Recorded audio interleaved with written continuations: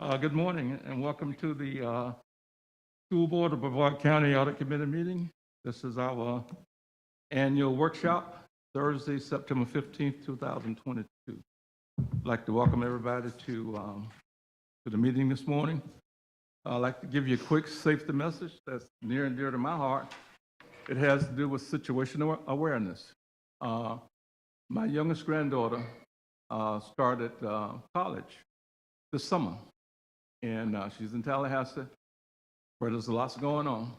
And I've always talked to my kids and my grandkids about looking at their surroundings, having an escape plan in mind, and that kind of thing. If something happens, you go to the shopping center, be aware of your surroundings, be aware where you're parking, so on and so forth.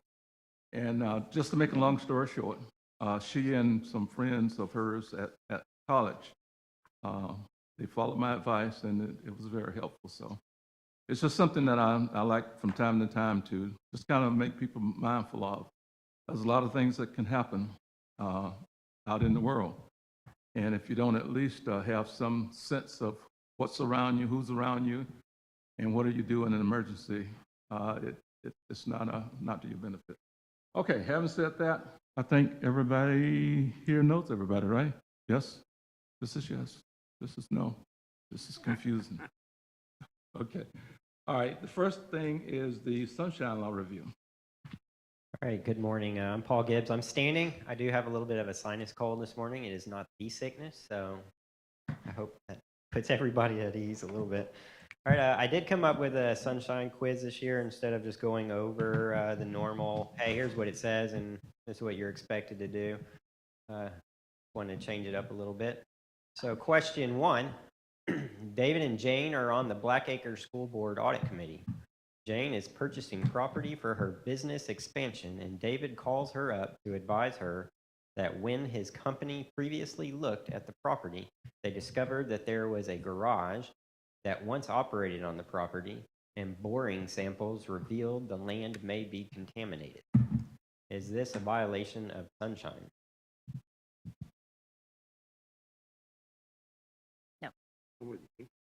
Nope. All right. No is the prevailing answer, and it is not a Sunshine violation because Jane's purchase of the property for her business expansion is not foreseeably likely to come before the committee for action or review. All right. Question 2. After saving Jane $1 million in remediations to the property she backed out of purchasing, David calls her to discuss her experience with hackers and ransomware, explaining that his business was hit, but they were unsuccessful.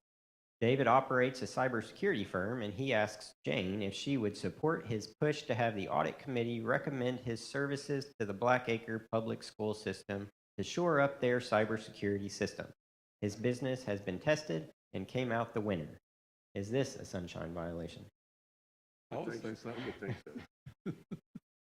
Yes, it is. Almost criminal.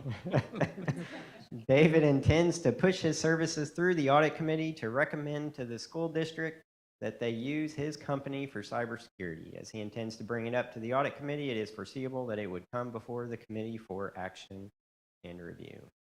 All right, moving on to 3. Stan, Blackacre Public School Superintendent and ex officio member of the committee, calls David to discuss a recent cybersecurity attack on the system.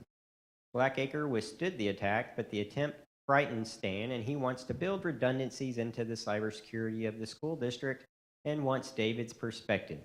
David details the recent attack on his business and that the district would do well to build security redundancies into their protection, and begins detailing what he could do for the district. David also advises Stan that he is seeking the support of the audit committee to recommend that the district use his company for this purpose. Is this a Sunshine violation? Sounds like it to me. It is indeed. Non-voting ex officio members of committees are governed by the same rules as official voting members. See the Monroe County versus Pigeon Key Historical Park case from Florida in 1994. Question 4. Carlos, also a member of the audit committee and in the cybersecurity business outside of his service to the Blackacre School District, objects to David's proposal but the committee backs David and recommends his company. He files a complaint alleging sunshine violations, and the state attorney investigates, determining that David talked with Jane and Stan outside of a publicly noticed meeting. He determines that a violation occurred, as David intended to seek the audit committee's recommendation to the school district supporting his company for the extra security. The state attorney also discovers the committee receives training each year on the sunshine and public records laws, and therefore looks at possible intentional and knowing violations. The state attorney also notes the contract the committee is proposing may violate the ethics rule. What are the possible consequences of the violation? Prosecution, I would think. Prosecution is possible. All right. Any recommendation made by the committee could be invalidated. Subsequent action based on the recommendation could also be invalidated, as well as potential removal of the committee and those members involved in any violation. Fines of up to $500, and if the state attorney determines it was a knowing violation, charges of a second-degree misdemeanor could be levied, which could carry jail time or fines or a combination of those. David, now livid with Carlos over his snitching and blowing up his $500,000 deal with the district, confronts Carlos in the parking lot after their next quarterly meeting ends at 3 p.m. He calls him a crybaby and says he is posting a notice for a meeting between the two of them for the next day at noon in the boardroom to hash out their differences. He says he better be ready to leave with a black eye and walks away before Carlos can respond. The next day, Carlos shows up at noon to meet with David in the boardroom and finds David standing in the center of the room waiting. David immediately begins verbally attacking Carlos over his snitching and costing him $500,000. They leave after 20 minutes of back and forth, where Carlos advises David next time he should cut him in on the action. Is there a violation of sunshine?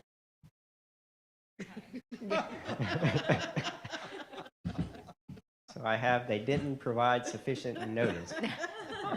Was it recorded? It was less than 24 hours. The violations would be reasonable notice. Under 286.011 Florida statute, reasonable notice of the meeting is required, and under 120.525 Florida statutes, which applies to state agencies, including school boards, it requires public meetings with exceptions, obviously, be noticed at least 7 days before the meeting. AG audits have also affirmed that 7 days would constitute reasonable notice. Less time may be reasonable, however, less than 24 hours in this circumstance would certainly not be deemed reasonable notice to the public. As a bonus, no one was present for minutes, so unless David or Carlos file minutes on what they discussed in their meeting, they would also violate the minute-keeping requirement of that scenario. Yep, it was normal. Yeah, all of And it. there were only 2 members there, but you can have a meeting scheduled with only 2. It wouldn't be an official meeting, there would be no physical quorum present. So I did add that on there for you, and we'll send this out to everybody after the quiz, so you have it if you ever want to refer back to it. Question 6. At their next quarterly meeting, David notices that Carlos is playing on his phone a lot. Every time he puts his phone down, Nancy picks hers up. When Nancy puts her phone down, Carlos picks his up. David makes a note to see what they are up to. He files a public records request with the Blackacre Public Schools public records person, requesting all text messages sent and received by Carlos and Nancy during their meeting. The public records person calls and advises them of the request. Nancy brings her phone in, and Carlos does not, stating his personal phone texts are not public records. Are the text messages public record?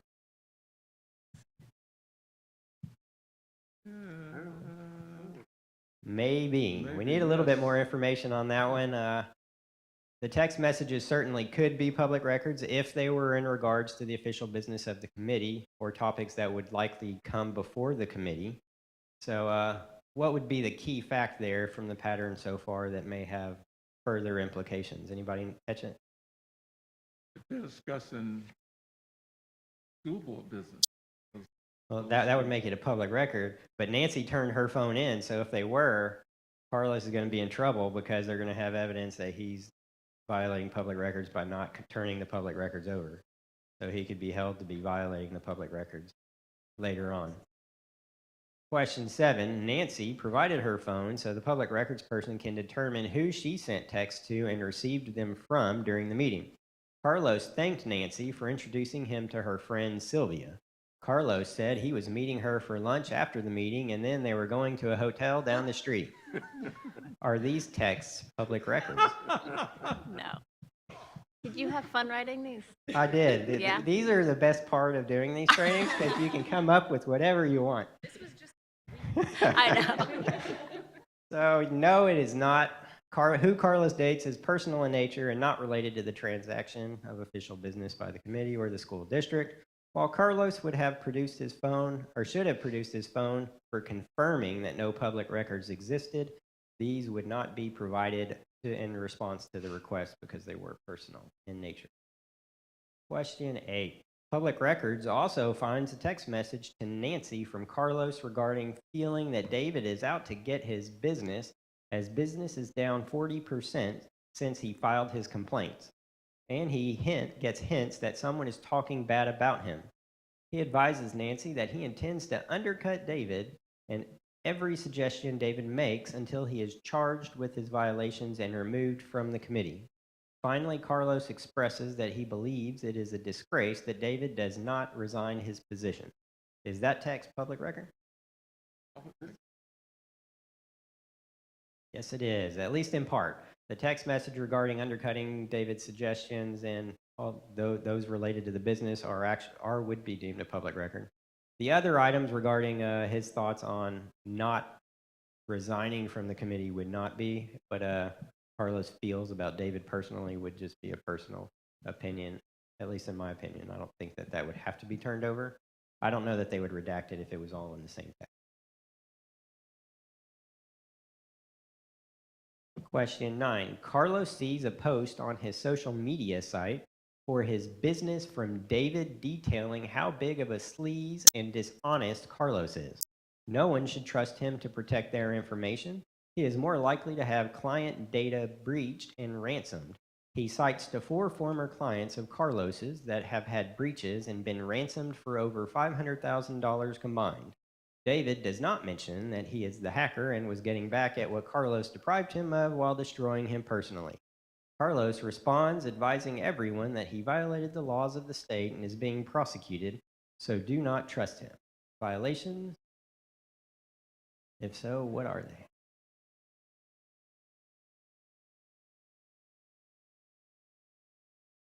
All right. No. While social media postings and responses could constitute sunshine violations, these postings are not about the official business of the committee or items that would foreseeably come before the committee. It could very well create an ethical dilemma if someone were to complain about it. If nobody knows, so if David were to be found out that he was, then he could very well be charged with crimes in that case, not just ethics charges. All right, 10. PMS, the hyper macho company that promotes they only employ males, contracted to be the internal auditor of Blackacre Public Schools, who attends all audit committee meetings, calls each committee member individually to brief them on a situation that may arise during the next quarterly meeting. Any violations there?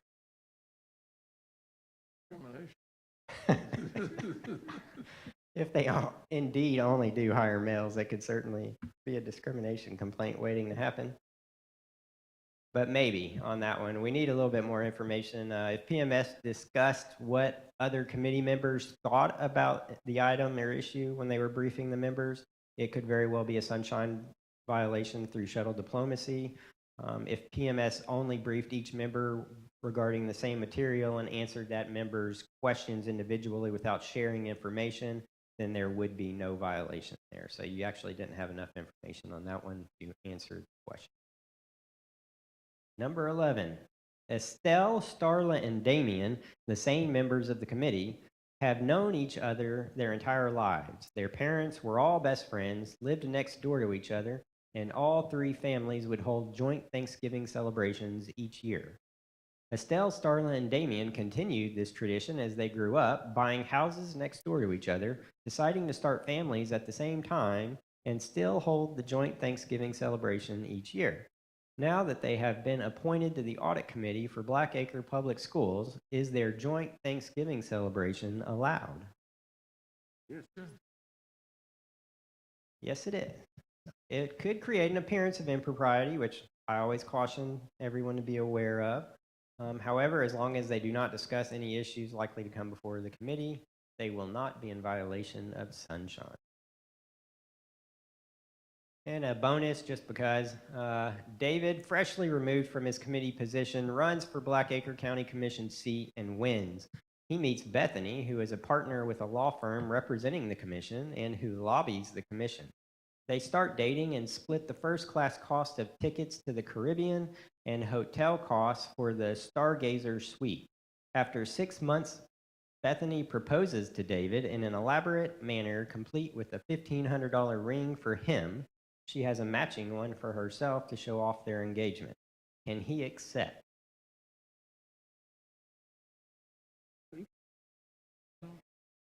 What? Why not? It would actually constitute a gift over the thresholds in Florida law. So no, this is actually a real scenario. I took it. It's my favorite ethics opinion in Florida. All right, so only if he pays for everything over the $100 threshold can he accept the gift. Otherwise, it would constitute an over the threshold gift. So he has to report anything over $25 and between $100 and deny any gift. No, it's a gift, yeah. Oh, but Florida law says it's a gift. Yeah, this was out of, I want to say, Tallahassee School District. They and it's, I got the ethics opinion. It's, if you want to read it, it's CEO 16-1. The board member actually requested an opinion on this because she was dating the attorney for the board, or an attorney from the firm who represents the board. The attorney was walled off from all actions involving the board, so they thought it would be okay. But the Commission on Ethics said no, it would be a gift. They have to split all the costs for travel. So imagine going on a date with your fiance, and you have to split dinner, and you have to split vacation charges, and you can't accept the ring because it would be an unqualified gift unless you paid for the ring over the $100 threshold. But yeah, it's one of my favorite ethics opinions, so I threw it on there at the end. Does anybody have any questions? I think I covered most of the material I usually go over every year. I just thought it was a little fun to do it in odd scenarios. All right. Thank you. Okay, thank you. And it looks like we're going to review the, I'm still up with the charter update, and you gave them everything? I think so.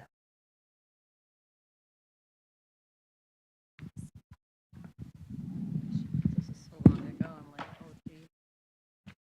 Like, what did I?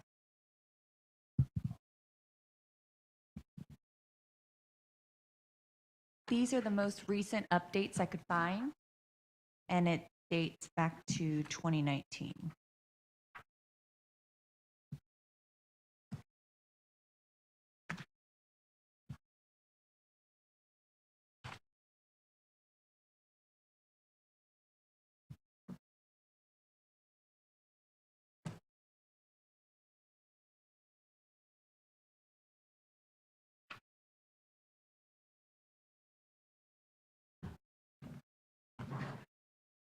Okay, are you going to lead the discussion? Is that what we're going to?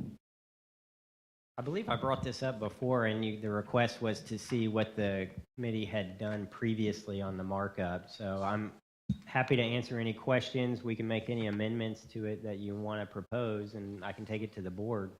I just wanted to make sure you guys had the changes that you guys had requested to review, and then you can decide if you want to make any changes to the current policy. I have a question. No, version 1 was the longer version, correct? Yeah. There was a short. Oh, yeah. This is the first page there. Looks like it's version 1, so that would be the short version. This is Well, no, I think this is only too.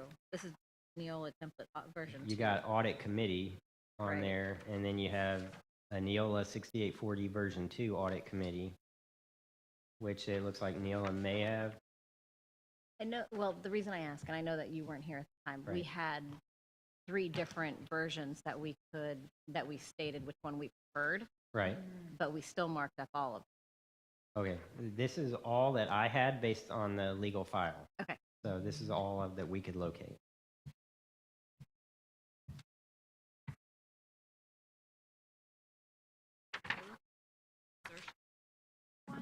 I know. I definitely have the email. Hmm?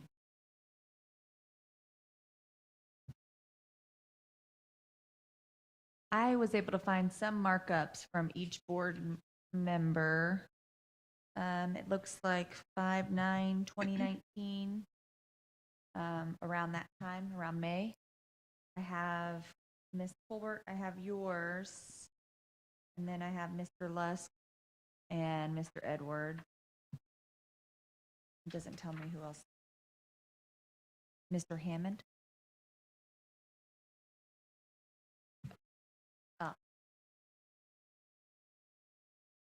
Okay, we can't take that meeting. No, you would just Wait. make any recommendations for changes, and then I would start the revision process with the school board. Okay, can we even do that? You guys can discuss that you want to do that, and then I would go back and mark it up and bring it to an actual meeting, and then you would vote to approve the changes at that meeting.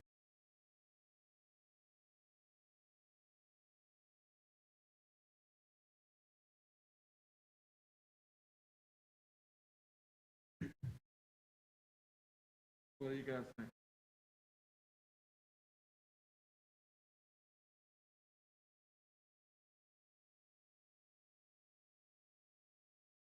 I'll tell you my personal. And go through it again.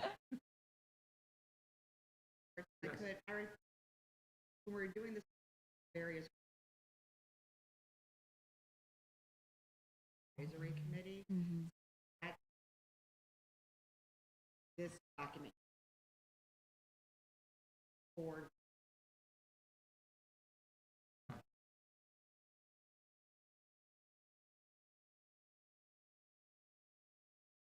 You can ask one person, one vote. I hate to have to, I like one. Right, that's fine. You guys can agree to review it, and we can bring it back to your next meeting. yeah, and this appears to be a good one to start with. Yeah. Like Laura, we can review it. Would We've got 2 meetings for this year, right? Yes, November 17th and December 8th. Do you guys think we could be prepared in November to? So what they provided back in 2019 included Hillsborough County and Palm Beach County as references. The Neola reference, the standard template, it does reference the chief auditor internal audit office, but doesn't directly address the fact that we outsource that role. I don't know if that needs to be identified or addressed. I don't know that that would have any effect on what you guys are operating under. Okay. The school board may want to. Because it's not an internal audit function. Yeah, the audit committee that you guys advised the school board on. But I think in this format, there is a discussion, or at least according to my notes, there was a discussion of the chief auditor internal audit office Right. beside, which we Yeah, don't have. going back, yeah, there was the legislation that was taking place around probably that same time Right. where they thought we were going to have to hire an internal auditor because of, but since then, the opinions come out from the state that outsourcing it does satisfy the requirement in statute. So we don't have to have that, so that may have been why it dropped off. And I thought they specifically mentioned county in one of the documents, state documents. They could have, that we As outsource it. being accepted. Right. That we were organized. Yeah, I believe the Brevard was one of the counties that did seek an opinion from the DOE on that, and the DOE did say because we had an auditor that was seeking, I want to say when I first started, why we didn't go with an internal auditor, and we provided the DOE response saying that we satisfied the statute. Yeah, the first one refers to internal audit function, so I think as long as you're keeping it broad like that, Mhm. Okay, any, I like that one. When does the new group? The new board members will take over November, I want to say 22nd. Okay, so the new committee won't be placed. November, November yeah. It would 17th. be maybe December 8th, but that's assuming they act quickly to fill seats. Fair thing may be to defer this new. Now, what do you guys? Sorry, or what you say? Well, some of us may not be here. New. Right. board. We're gonna have possibly a new setup that we're gonna make decisions. My thought process, we perhaps look at it and have an opinion, but not making it pass on our. Now, we could do that at the November meeting, but perhaps not make change.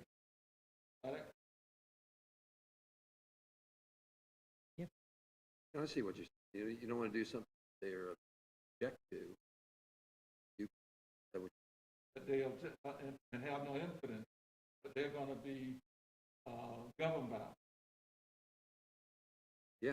So, maybe as part of our transition, we could, this is what we recommend. And then they could take any.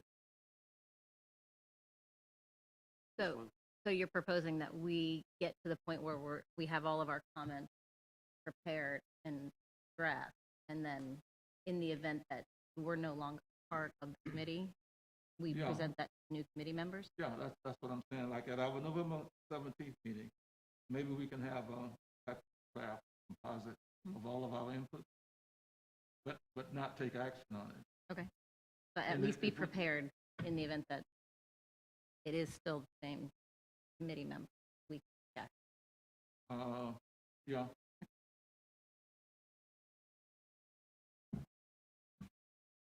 Does that make sense? Okay, so we'll make it an item for the November meeting that we aggregate our thoughts, input, but not take any action. Unless it's decided that we all stay, then we.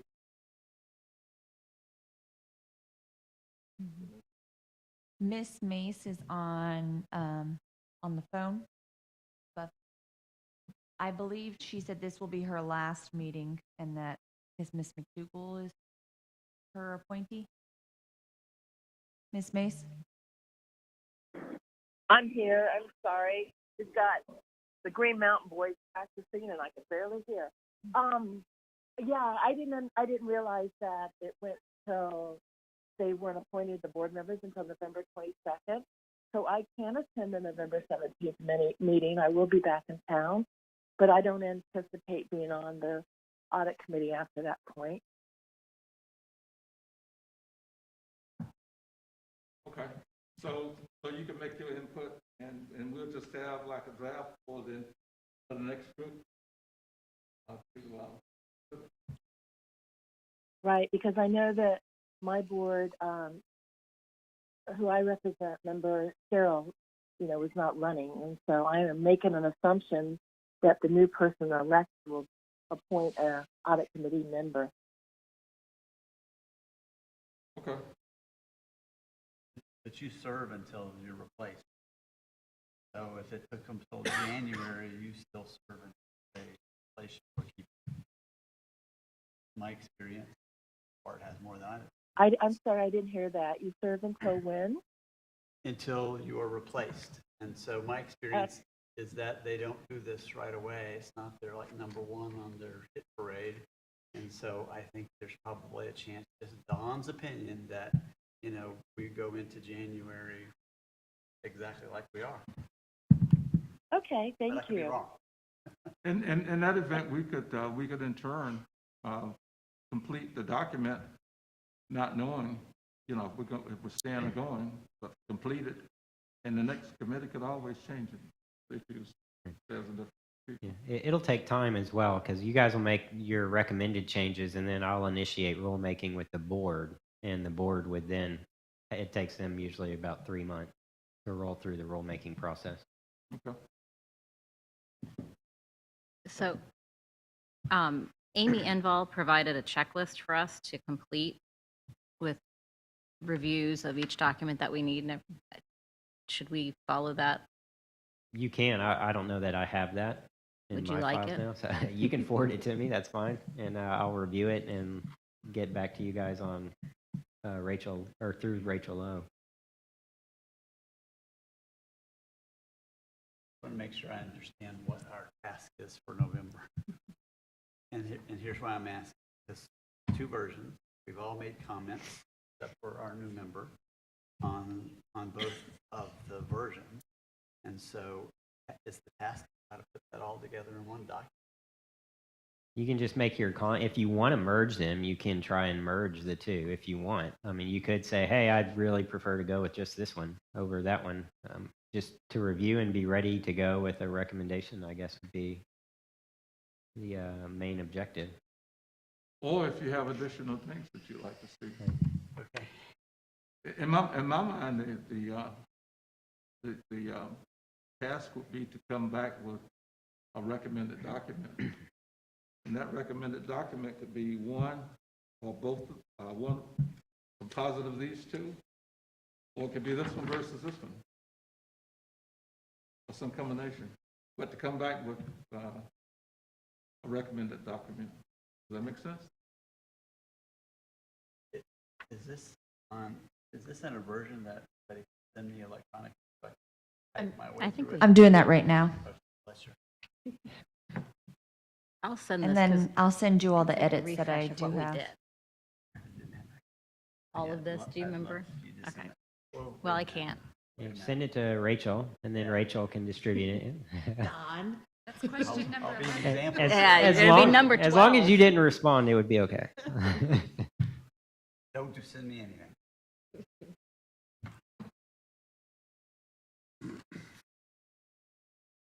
Okay, so do we have a common understanding of I'm good. the direction we're taking? I'm good. Tim, you good? Yeah, you know what, I guess I'm confused about this a little bit. We're trying to revise the format for the audit committee. The charter. The charter itself. The charter itself, yeah. Okay, and these red lines are changes that we want to make to that? Is that what we're saying? We started out with a couple of versions of, we could do it this way or we could do it this way. Right. And what we did is we made comments to each version. But we never smushed the 2 versions together to say, okay, here's a final version. Yeah. The way I'm seeing this, Art, I mean, maybe I'm not done my homework or, done what I should have done here, but these appear to be 2 different things. I mean, 2 different subjects. Maybe I'm missing the point here. Indian River. These are recommendations of changes, right? These are recommendations of changes to 2 different approaches. Okay. What I will do is I've kind of, this is really kind of the first time I've seen this. I've had trouble with getting emails and the attachments to those things. So I'll certainly review these things, but I don't see anything in here that I object to, just out of hand and scanning through this. But I guess the point is we come together in agreement for what changes we do want to make. Is that what we're saying? I think that's what we're saying. Okay.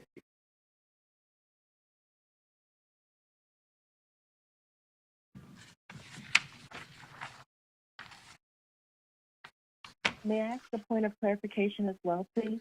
Yes, ma'am. What I have in front of me, and I have the 10-3-18 red line. That's the attachment that I received. Is that one of the documents you're referencing? We actually just found a newer version from 19. I'll email that Okay. one out to you. Okay, thank you. Thank you, Rachel. No problem. I'm going to ask a Paul question, and he's probably going to tell me he's not question. Looking at these versions, if you had time to do that, do you see one that you think is, I'm not sure what word I want to use, that gives more clarification than the other? Or is it about the same? One's incredibly detailed. So it really comes down to, do you want to be detailed, or would you rather be brief and concise and then leave the details up to someone else to figure out? I know the actual current charter, I believe, is the 6705 version, correct? Rachel? I'm sorry, say that again. The 6705 is the actual current one from our policy, right? Ours is actually 6700. 6700. Whose is we have Charter of Internal Audit that was in the binder as well that says 6705. Oh, yeah, the charter is 6705. Right. So this is what the current one is. If you want it, you could always say, hey, I think our current's pretty good. Let's leave it alone. But There's policy. The audit. right. 65 The- in- Oh, this just yeah, Charter of Internal Audit, yeah. But it does say an audit committee which reports to the board is the purpose of it. So Rachel, could we get another copy of that? I'm sorry, I don't have it. I think it's in the back of your binder. That's where I pulled it out from. In our agenda, for the internal charter, we stuck. Okay. Didn't have it either. I see Right it. there with. I think the charter that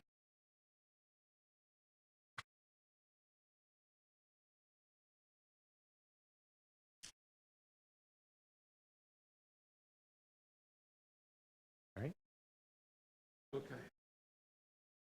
Right. So we're good till So- November? So we all on the same page and the same boat? Think so? So we have homework. We have homework. Okay. Jim, you good? I think so. I'll have questions, but I think I'm okay. not to jump ahead too much, we have a document discussion here, was put out by audit committees and public. Starting on page, provide guidance on audit. That develop charter audit responsibilities and make the charter. This charter that added. So 9 through, are these examples of what we would put in like template almost on page 9? And I haven't read it, so don't, you could, So okay, starting on of what you should do. include But in the then charter. the responsibilities on page 9, would Yes. those be word for like almost?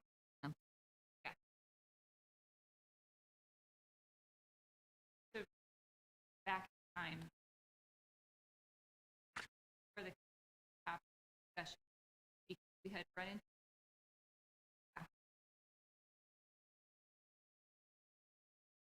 did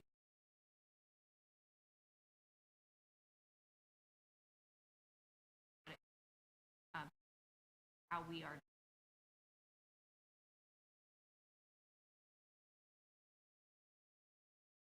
on those all the well,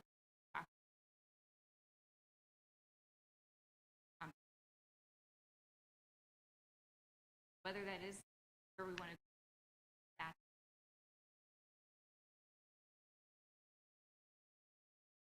And I think that's because we had a board member direct you guys directly as to what they wanted to see.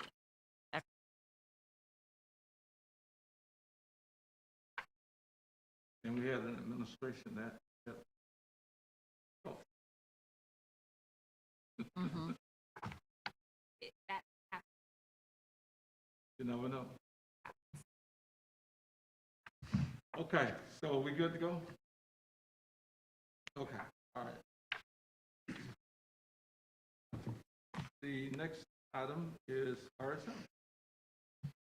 Okay. Section number 4, I don't have a full quiz with tough questions. Moving, section A are 2020 goals and objectives. Revisiting this high level with the audit, where we are right now in the middle of the year and what approved for our internal audit plan.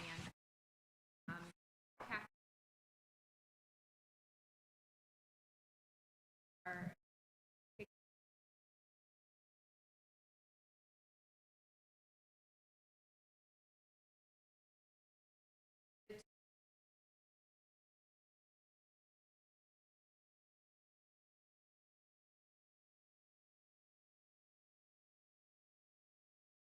audit our 5 calendar. The budgeting audit that we deferred off. Stop.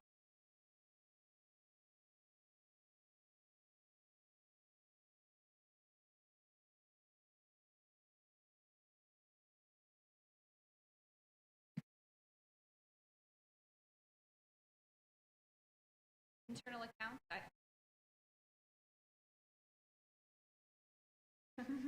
Internal accounts have been very busy. The supplies function.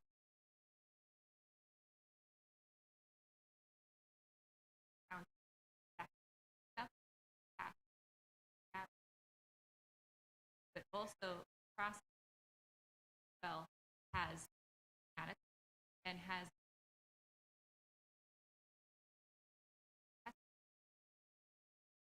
providing our certain rolled up school comment.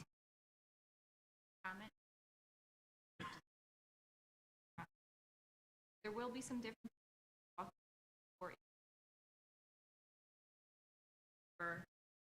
but we are working on that now and that observe with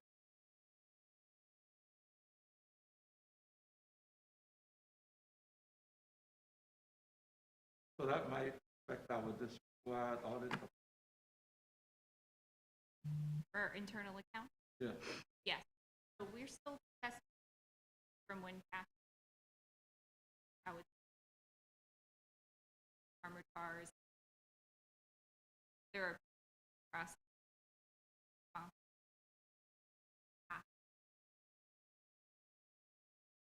cutting back schools that if we have an issue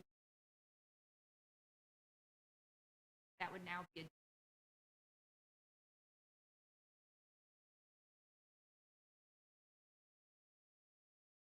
there are some different people walking.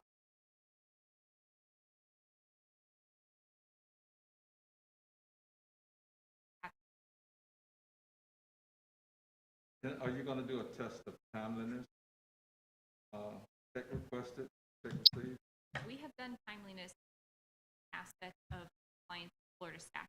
So there are some tests that look at 45-day pavement policy, and we do have some test procedures and results related to that.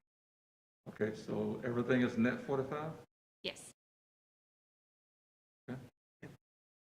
Which is why communication between the schools who receive the invoices and the district pays the invoice is important.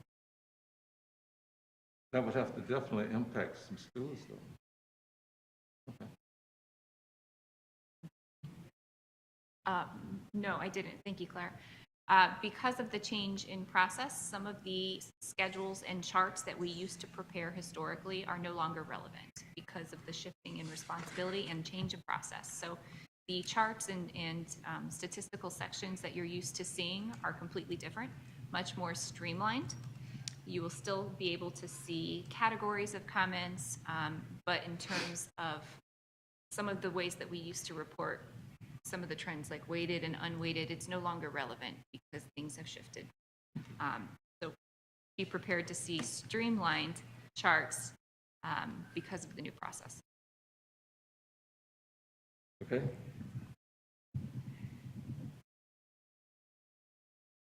Any questions? Yeah. Not for me. Okay. Section B, on item number 4, independence standards. We do this annually for you all as your independent internal audit function. We come before you once a year and verbally attest to you that we are in fact independent of the school board of Brevard County. And when we say independence, we don't mean that we don't have kids who go to the schools. We do, or we don't have relatives who work in the school system. We do. We mean that we don't receive a financial benefit or have any conflict of interest in terms of CPA designations of what a conflict of interest is that would prevent us from acting as the internal audit function for the school board. So I'm attesting to you as the internal audit director. I have no conflicts with the school board of Brevard County. I'm attesting to you as senior director, and I can attest for Jennifer Murtha as a relationship lead and Weiss Campbell as your project manager. We are independent from the school. Happy to answer any questions you may have on that. I do not have a question on that, but is this, the watch list, is that the top 25 risks facing the, are we going to cover that? Yeah, Okay. item H. You want to skip to that one? No. I Okay. wanted to make sure I didn't miss it with our goals and objectives. Code of ethics, which is item C. We provided this to you in our folder. This is our firm's code of conduct, that the standards of behavior that we are all held to in serving the school board of Brevard. In there for reference for you all. We have an annual process that we have to go through to recertify our ethics to our firm. Our ethics, our CPEs are all up to date as well. We have internal quality control processes to ensure all of our team members who serve the school board are adhering to this. Item D, the internal audit charter. I won't beat a dead horse on this one, but it is provided in your folder for consideration, and it outlines the function, the internal audit function here at the school board of Brevard. So we, of course, are your function. And internal auditing standards.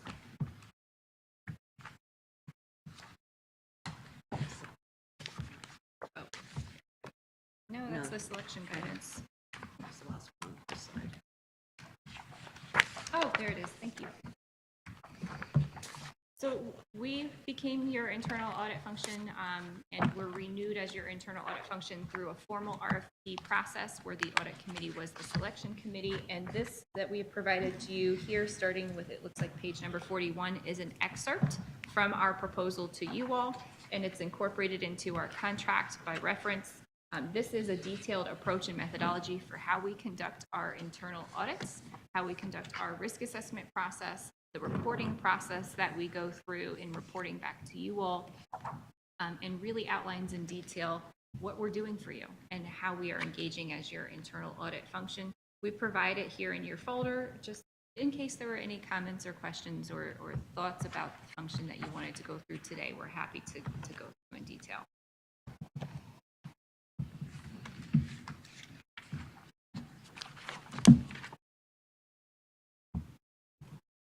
F, risk assessment process and fraud awareness. This kind of dovetails off of the one before it.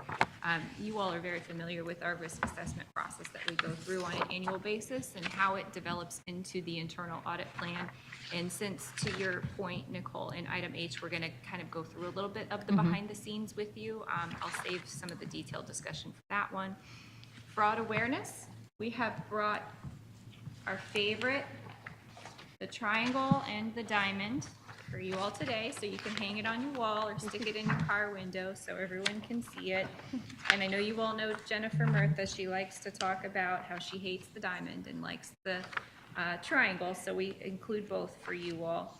And really, the reason she says that is because of the capability lag, and her opinion, and I agree, is that once you start assessing whether or not someone is capable of committing fraud, you could rule them out as a potential fraud risk, and you should never do that. You should have your eyes and ears open at all time. I think this district has definitely seen that in real life, unfortunately, as well.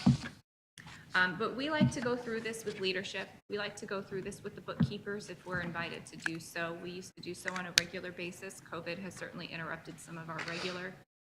Leadership turnover has also interrupted some of our regular. But we're happy to do this with them and with you all if you would like us to in future audit committee meetings.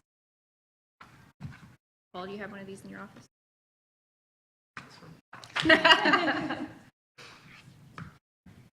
Laura, I have a question. Yeah. You still do something on a regular basis with the principals? We used to. We haven't recently, but Rachel, I think I mentioned it to Cindy, and she was looking to get us on one of the trainings that were coming up. So I know we've got an exit meeting for internal accounts coming up with her. I'll revisit with her and see if she's found a date where it's appropriate Okay. to do so. I think Dr. Sullivan is at this exit committee as well, and Great. she would be a good person to coordinate it. Great. You also do a broad fraud awareness training. Yeah. That's still going on, right? We haven't been at Brevard. We are more than happy to. If there's a time that works for them, where they'd like to bring us in, we've certainly offered. We do it for several other districts and counties as well, where we come in and provide a broad fraud awareness training and give some real life case examples and things to consider as leadership of an organization in the public sector.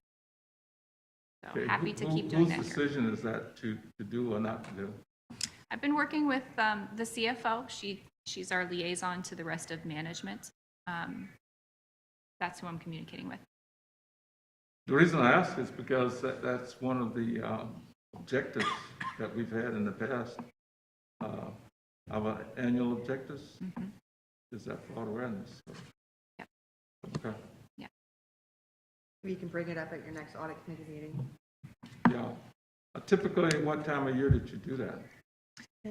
Yeah, they would schedule their trainings in the summer, and they used to have a couple in the spring as well. So I think mostly we were put on the summer agendas. Okay, so we haven't done it for a year now. Several years. Several years. Okay. I will make sure I talk to Cindy about it. Have you done secretary trainings as well, or just bookkeeper? In the past, we did bookkeepers and principals and even department leadership. Okay. Perfect. Happy to include secretaries if that makes sense. Okay.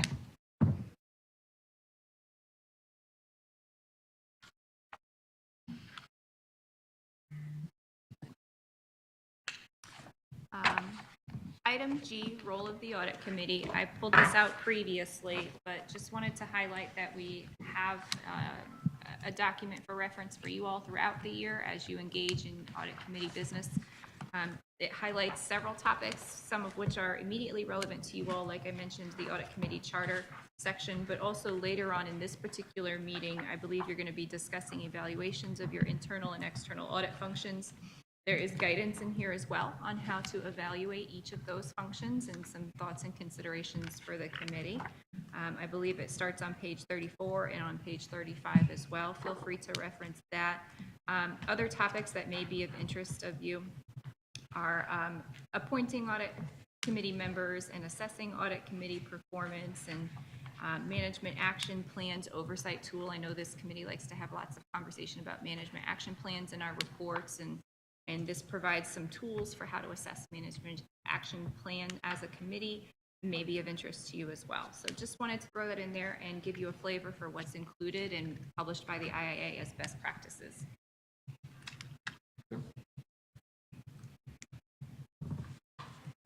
All right, so what we were hoping to dive into a little bit deeper today with you all is this large piece of paper with our high-risk audit areas. We call it our watch list. And where this fits into our overall internal audit process is this is kind of our behind-the-scenes running list of high-risk areas that we always are thinking about as the internal audit function here. And as we move through the district through the year and conducting our audits, and specifically as we are performing our risk assessment process and having conversations with the board members annually and others in the organization, we update this. As factors change, areas may come on this list, come off this list, or some of these risk factors that you'll see in the middle there that we use to assess risk of these areas, things may happen that change these colors and ratings as well.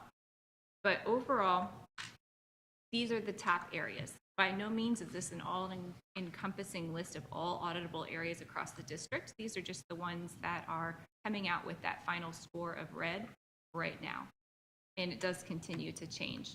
So we wanted a chance to bring this before you as it is today, have a conversation with you about, to your point at our previous meeting, Mr. Edwards, what is not on the internal audit plan and why, so that we can answer any questions or have any deeper conversation about the audit plan or how this watch list is maintained and updated throughout the year. Lastly, I'll just explain this a little bit and why it's laid out the way it is. You probably have seen in our risk assessment reports to you all where we're providing you that in a proposed internal audit plan, we have a couple of pages in there explaining the risk factors that we use in assessing risk and how we arrived at the proposed internal audit plan that we bring before you. These are those 5 risk factors that we discuss in detail in that report. I thought the definitions were going to be on the back. And we have color coded each of these risk factors where we think the risk is to date. So green, of course, would be low. Yellow would be, oh, thank you. Laura, I'm sorry to interrupt. Miss May said it's very hard to hear. Okay. Yellow would be moderate and red would be high. So thank you, Clara. In our approach and methodologies section that we provided in your folder, the detailed definitions of those risk factors are listed here in this table for you all as well.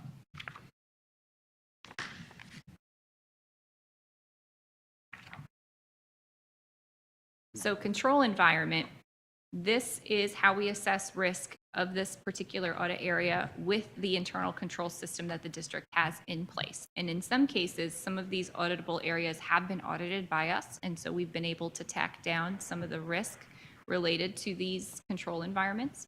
And in some cases, we haven't audited some of these areas yet. They haven't made it onto the plan. And there may very well be a robust control environment in place, but we don't know that. So we will leave it at red if it is not audited. Change, this is the extent to which change is expected to impact or will impact this certain auditable risk area. So as you can imagine, there's lots of different ways to look at that risk for the different auditable areas. The process risk, we really consider that inherent risk. Is this function inherently risky without any internal controls around it?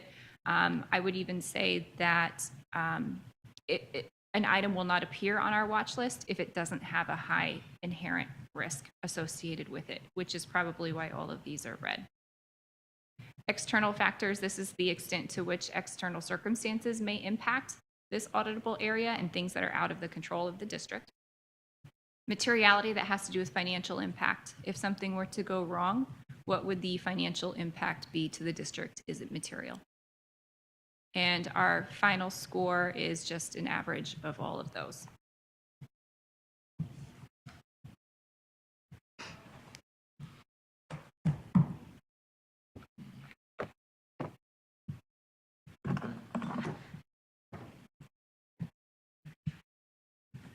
Questions? Yeah, but I'm still thinking of it.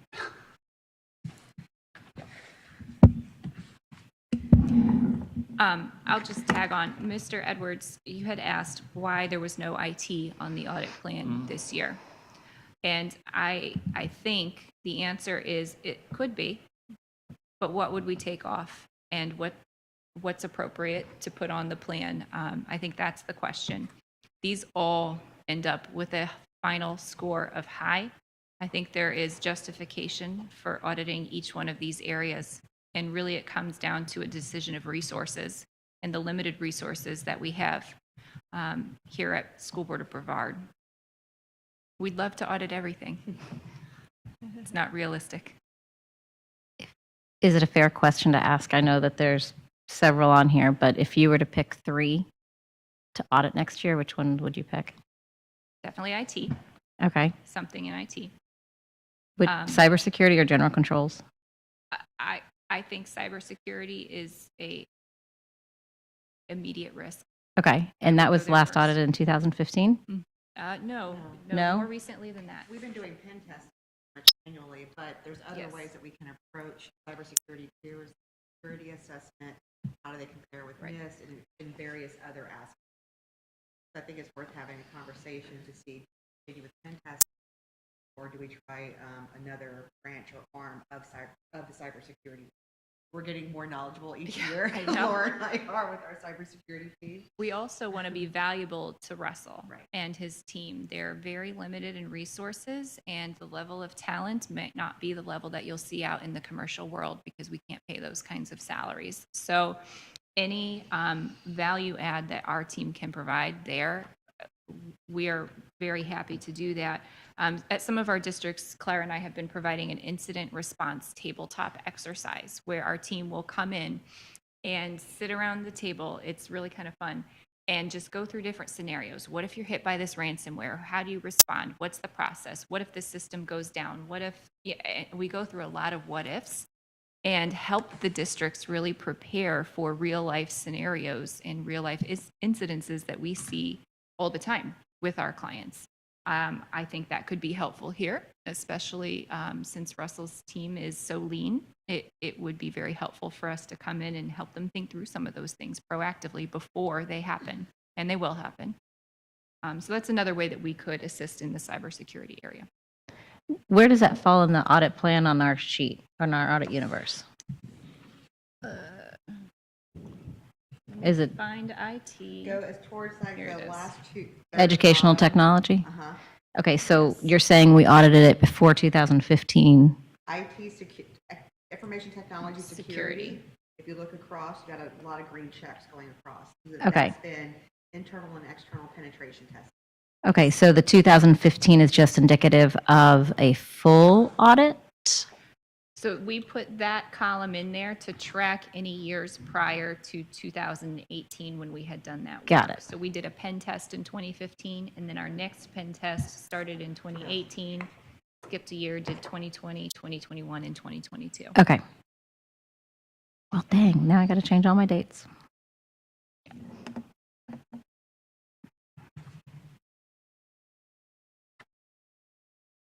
So I know that wasn't 3, but That is one. Yeah, do you have any more? that is A top big of one. mind. A big one. For sure. I would say any area in financial services is also top of mind for us. Now, we are doing a budgeting audit this year, so we will be able to get a little deeper in that side of the house and gain a little bit of insight. So strategically, that's why we have that on the audit plan versus IT. What would be the relative cost of doing budgeting versus doing IT? Is it about the same? It's about the same. Yeah. I don't want to step outside of the role of the audit committee, but I just wonder who accepts the risk of not doing some type of IT assessment. Who accepts that risk? The board. Mhm. I think the board. And they've done that? In our risk assessment conversations, we talk about this. We talk about every one of these, and they give their thoughts on where they think we should spend our time. So ultimately, the collective audit plan there is a reflection of that and their priorities as a board. Okay, and that has been done Yes, with the current audit committee, with the current board. yes, yes, not the ones coming in November, but the current board, yes. Right. You meet with them in Yeah, April, May, every year. And some are much more frequent than that. Some are once a year. Okay. We'll reach out to the new board members, they come on board. Mhm. Board members come on board. We will reach out to them to see if they would like to meet prior to April or May, given we can kind of just go over the function with We usually try to get on their calendars in January. It gives them just a couple of months to get their feet under them, get their emails set up, meet all, understand what they're doing on the board. And then we meet with them and introduce this, talk about the internal audit plan, where we've been, what we've seen, and how we think we can help them in their new board role. Okay. So sometimes they accept as early as January, sometimes they push us off until our annual meetings, but we always reach out. Did I miss what you said was number 2? I would say anything in financial services. Financial is number services. I knew 2, you said that. Okay. But we did put budgeting on the plan, so we're hoping to get a little insight through that one. And I don't want to beat a dead horse, but, looking at what I think our roles are, I really have a concern about the IT stuff because the cost of recovery far exceeds the cost of detection. Yeah. And I guess should I get an opportunity to talk to the new District 1 board member, I would verbalize that concern.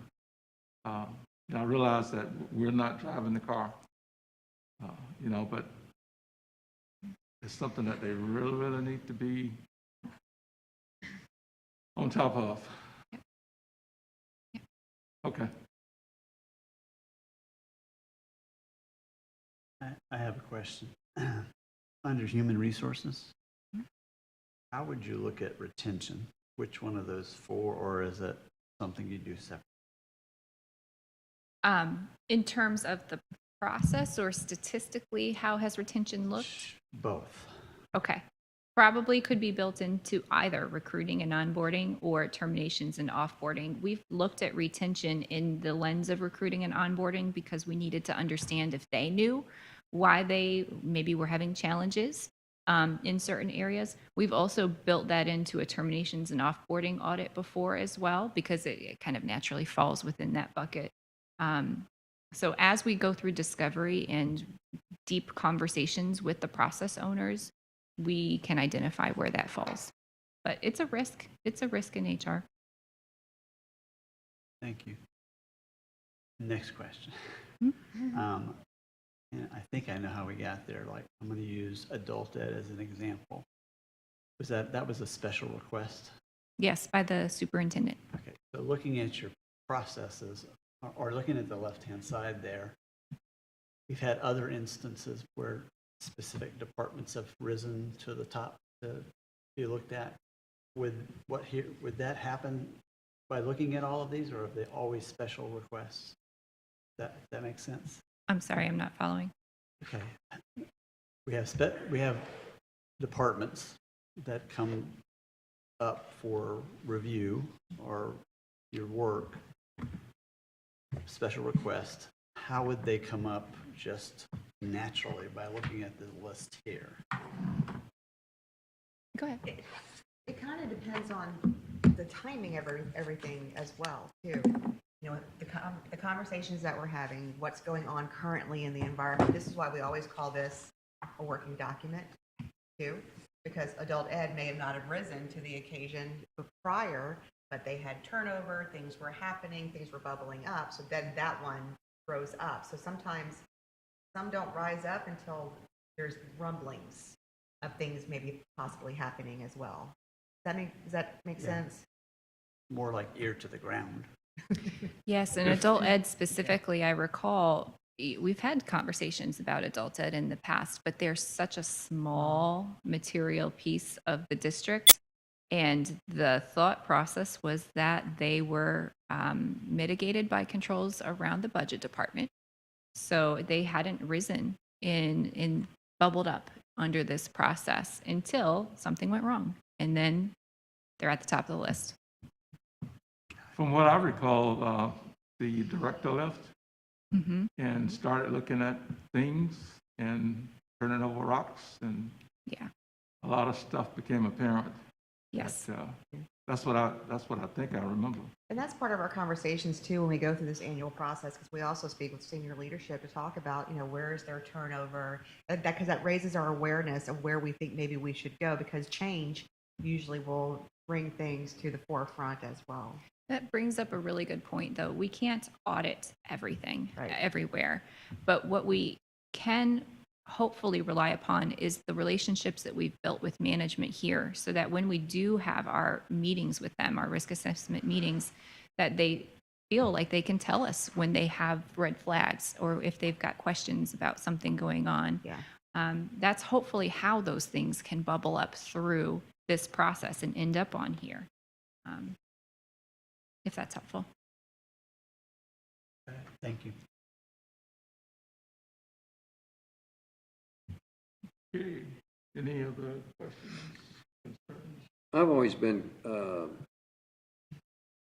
little confused about the student discipline side of things. I mean, I think I'm a financial guy. Maybe I'm not as who I think I am, but me, I've always thought that that's kind of outside the scope of the financial realm of things. So could you explain to me why that would be an internal audit function? Absolutely. Our internal audit function encompasses additional risk beyond financial. We look at operational risk as well and public perception risk. And in the lens of those areas, student discipline and threat assessment process, those fall very high in terms of public perception risk. So, for example, we're doing internal audit work at another large school district down south, and we are auditing a thread of this student discipline process. The specific thread that we're looking at is the threat assessment process. So when a student says that they're going to harm themselves or others, there is a specific process that the district follows to document that and have appropriate response in a timely manner. There are compliance points in the process that we come in and audit. Did this meeting occur within 24 hours? Did law enforcement sign off? Did they have a clinical interview of the student within 24 hours? We can check the box as internal auditors and see that the process is followed as intended, if that's helpful. There was also a special request, Jim, by a school board member to ensure that we were administering discipline evenly. And you guys went and did that, did you not? We've had a lot of conversation about it. It turned out that what the board wanted was an opinion on whether or not the discipline policy was a good one, which is outside of our scope. We are not discipline experts, but we are compliance experts. And once the policy is agreed upon by the board, we can audit compliance with that discipline policy or the threat assessment policy or any of those other operational areas. And that's the purpose of this watch list. This is what we've heard during conversations that has not risen to an audit, but we don't want to lose sight of it either. Yeah. So it's both financial and non-financial Operational. I actually, and I had a hard time too, when it was presented to us to do an audit on discipline, I too kept going, how does this fall under our scope and the financial scope? And I don't know if you can shed some light on it, but I always landed on if we're not following proper procedures with discipline, could it end up resulting in any type of financial lawsuit? So that was where I ended on. So. And perception, because if the community views the district as not being consistent in their own operational policies, especially dealing with students, next millage, next half cent, all of that is impacted. Public perception is very important. And your internal audit charter isn't just limited to the financial component. It's the functions to assess the internal controls, operations, policy, procedures of all organizational units. You're not just limited from an internal audit perspective. The function isn't limited to just financial. But we are limited to what is under our purview and what we can do. Like Laura said, we're not going to give an opinion on whether or not the policy is good, but we can test compliance because compliance is part of internal audit.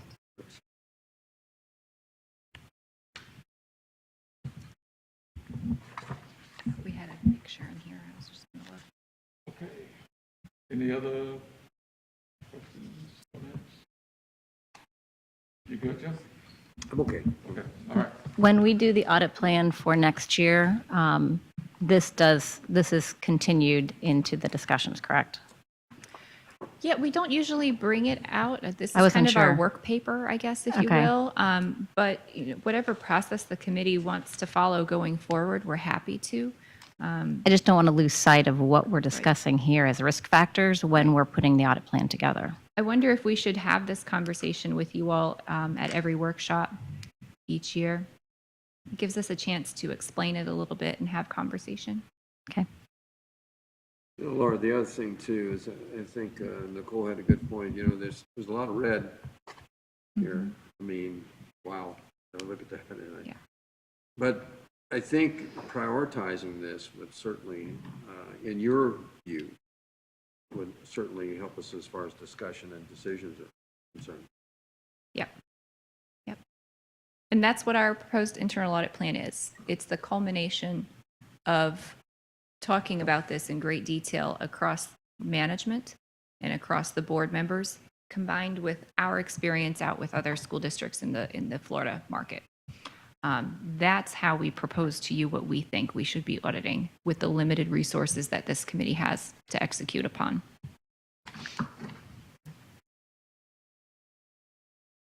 So looking at the, this chart, property control, for some reason I thought we had that under better control.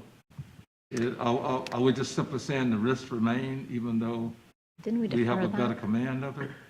The previous CFO, Ms. Zerker, made some major changes to the property control process, and we were hoping to get in and audit that once the changes were implemented.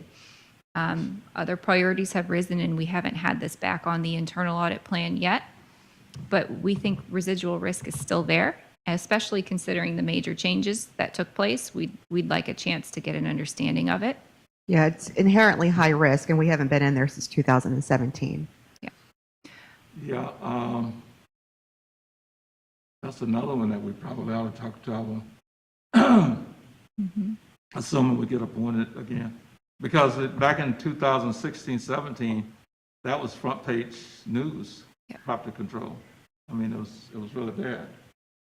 Yeah. And I guess I thought we had a better handle. I thought we put some She had pulled in internal some additional processes. positions. I believe there were 4, and she was creating a property control, I guess, quality control group. And they were going to go out and check all the property at each of the schools. Yeah. So we wanted to know, what does that really look like? What are they looking at? How are they testing it? Do we really have our arms around property control now with these 4 positions that have been brought in-house? And we don't know the answer yet. Okay. Yeah, even with those controls that they may have put in place, change the design, it's still inherently high risk. Yeah. But in conversations with the board and some of the challenges around budgeting and how impactful that function is to the district, when talking about what in financial services should we be looking at this year, those were the reasons budgeting came out on top over property control or any of these others. Okay. Here again, you're talking about the process of budgeting, auditing the process. Yes, correct. So some of that will include compliance with requirements around building a budget. Some of it will include some best practices for budgeting and what we see in other districts. And some of it will include just general internal controls. Where did you pull this data from? Was it reviewed by a supervisor? Are there segregation of duties between who can make a budget change and who approves the budget? So a little bit of internal controls sprinkled in there as well. And again, we still have the kickoff to schedule, so there may be other areas that we discover upon conversation that we add into that. But today, that's where my mind is, what I'd like to accomplish. And also I presume the process is a compilation of the financial information. Yes, which is very manual. I'm sure you're not surprised to learn. So that'll probably be in the report.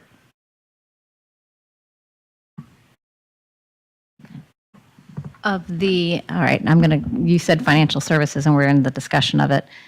Property controls, you mentioned 2017, but you really do want to get back into that. That kind of falls in line in the same with the manual financial reporting and the risks associated with misstatement. So Correct. Would you prioritize one over the other? Between property control and budgeting? Yeah. Yeah, budgeting. I Okay. would. I would. No, no. Financial reporting. Oh, financial Because reporting. budgeting is now. Aren't we doing budgeting? Yes. now? Yes. Yes. For next year. Oh, for next year. And I know things will change. I would want to have a conversation with our external auditors again as they close out their audit, because they also provide me information about how their audit went in regards to financial reporting and GL review. And we That is usually talk at true. least a couple We do hit times it a on year. both sides, don't we? So I don't know that I can answer that today. I would wait and see. Okay. And also the audit general is here too. Oh, Fun times. Yes. But all three of you guys are looking specifically at that role. Okay. yeah. Yeah. Okay, we good? Mhm. Good? Okay. All right, the next item, that's your last item, right? Yes, sir. Okay. Next item is evaluations. We'll step out. Mr. Edwards, I'm going to be leaving, but Laura will I'll still hang be out. here. She'll hang out. In case you have any other questions. Sorry. Thank you. Safe Thank you travels. very much.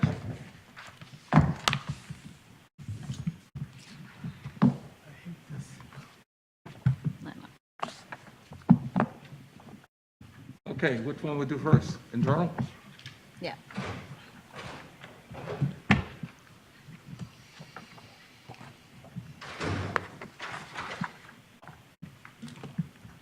Or are you just gonna run down them?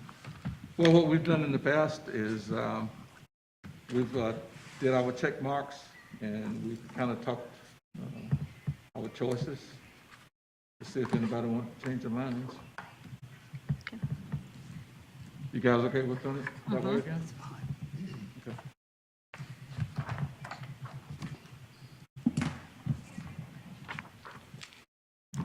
Miss Mace, I sent it to you in a Word document so you can type in there or even write if you need to.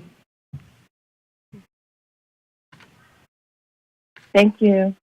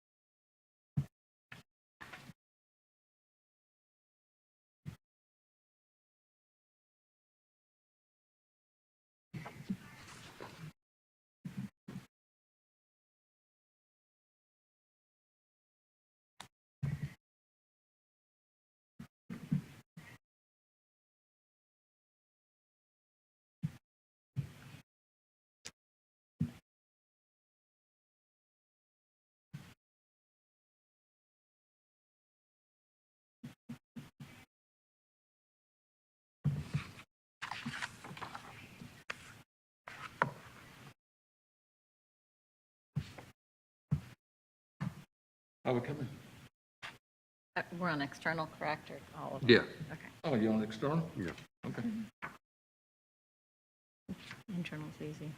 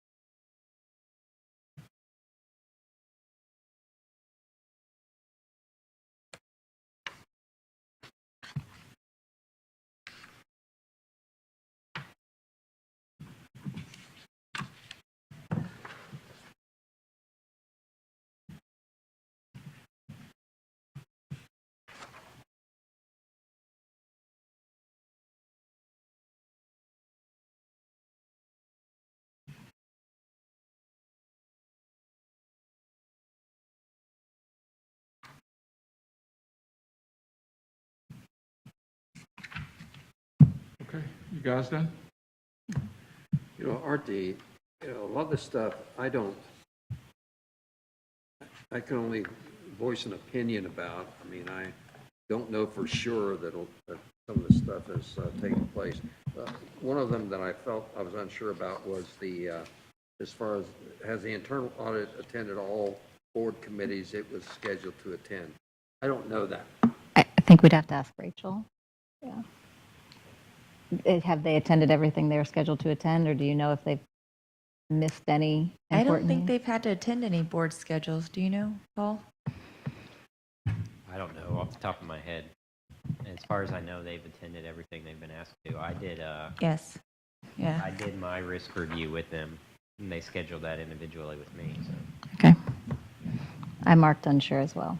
Yeah, I just don't know. Yeah. I mean, Well, there's some unsures on here because Yeah. you would think so because you have no evidence otherwise.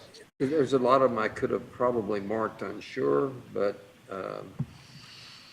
I presume that, you know, that they are acting accordingly. I don't know. Is it possible for internal audit is easy as we have more communication with them and more direct communication with them, but the external audit function checklist, can we keep this during the joint meeting in March and go through this? Sure. Well, that's when they present quite a bit of this to us. So I think it'd be easier to answer these questions. Okay. So can we mutually agree to do that? Jim, you okay with that? I'm sorry, what do you want to do?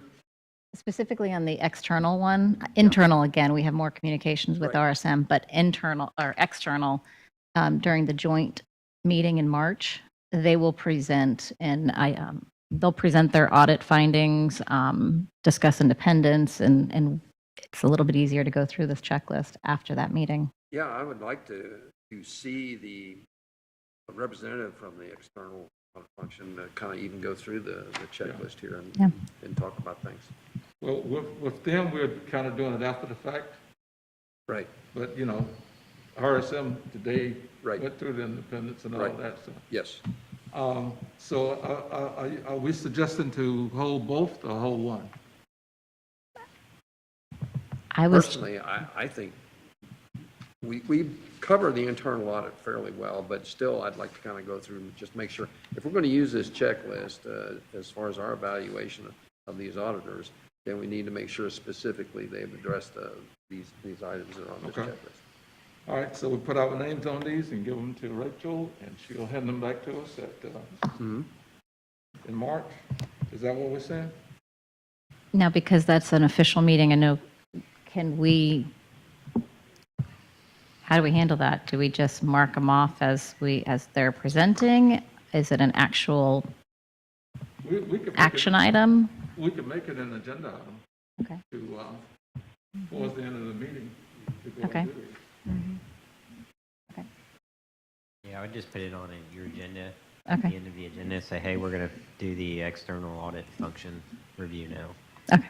Yeah, I would feel a lot better about that. Okay. That works. Noted. You want us to leave these here for you?